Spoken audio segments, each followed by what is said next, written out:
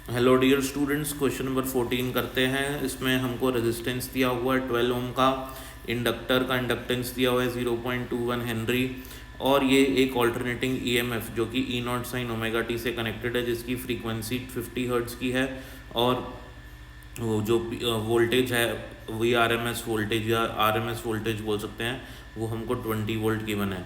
Question हमको पूछ रहा है कि करंट और ईएमएफ में कितना फेज डिफरेंस है, ये हमको पता लगाना है। तो अब ध्यान से देखो कि यहाँ पे हमारे पास एक रेजिस्टर और इंडक्टर वाला सर्किट है। अगर सिर्फ हमारे पास इंडक्टर वाला सर्किट होता जो एक एसी सोर्स के साथ कनेक्ट किया जाता, तो उस सिचुएशन में क्या होता है कि अगर हमारा EMF E naught sine omega T plus π/2 है, तो हमारा करंट होता I naught sine omega T.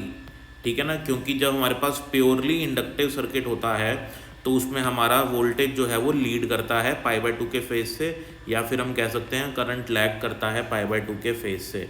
लेकिन यहाँ पे आर और एल दोनों कनेक्टेड हैं, तो अभी भी ईएमएफ लीड करेगा, लेकिन जो उसका लीडिंग का फेज होगा वो π/2 से कुछ कम हो जाएगा due to the presence of a resistor. ठीक है, तो यही फेस निकालने के लिए हम लोग एक फॉर्मूला यूज़ करते हैं। अगर हमारे पास आर एल सी तीनों ही, आर एल और सी तीनों ही अगर हमारे पास कनेक्टेड हैं एसी सोर्स से, तो हमारे पास जो फेस डिफरेंस होता है वो निकालेंगे कैसे। वो निकालने का तरीका है इम्पीडेंस ट्राइंगल से। ठीक है ना, ये हमारे पास इम्पीडेंस ट्राइंगल बन जाएगा। ये होगा एक्सएल माइनस एक्सी, ये होगा आर, और ये होगा हमारे पास जेड, ये होगा फाई। तो इस इम्पीडेंस ट्राइंगल से टेन फाई क्या होता है, XL minus XC by R. ठीक है ना, तो अब डियर स्टूडेंट्स आप देख सकते हो कि हमारे पास कैपेसिटर तो है ही नहीं, तो एक्सी हट जाएगा, तो फिर टेन फाई की वैल्यू क्या बचेगी, सिर्फ एक्सएल बाय आर। ठीक है ना, तो यहाँ से फाई को क्या लिख सकता हूँ, फाई को लिख सकता हूँ tan inverse of XL by R. XL की वैल्यू हम निकाल सकते हैं कैसे, एक्सएल बराबर होता है ओमेगा एल, और ओमेगा क्या होता है, ओमेगा होता है 2πf। बताओ, एफ की वैल्यू भी दी हुई है और एल की वैल्यू भी दी हुई है, मल्टीप्लाई करेंगे एक्सएल आ जाएगा। ये एक्सएल आ गया, इस एक्सएल की वैल्यू यहाँ सब्सटीट्यूट कर दो, आर की वैल्यू भी गिवन है, यहाँ सब्सटीट्यूट कर दो, इसको डिवाइड कर दो।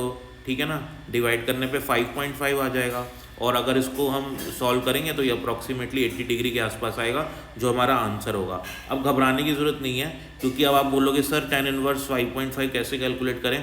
कोई ऐसी एब्सर्ड है अजीब सी वैल्यू अगर आपको एग्जाम में दिखती है, तो उसका वैल्यू आपको एग्जाम में दिया जाता है, जो कि पता है इन जनरल स्टूडेंट सॉल्व नहीं कर सकते हैं, तो 80 डिग्री आपका आंसर हो जाएगा। और वैसे तो नॉर्मल एग्जाम में ऐसी वैल्यू आती है जो आप सॉल्व कर सकते हो। ठीक है ना, so this is the answer for this particular question. Keep watching Simran sir for more videos. Thank you.